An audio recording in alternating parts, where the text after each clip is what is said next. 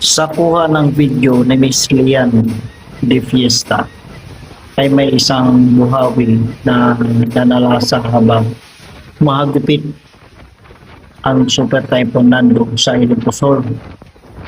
Isang buhawi ang tumama sa barangay Nagsayawat sa Tamaria, Ilocos sa gitna ng panalalasa ng Super Typhoon Nando. Dahil sa tindi ng malakas na hangin, may ilang kabahayan ang nawalan ng bubong at nagdulot ng matinding takot sa mga residente.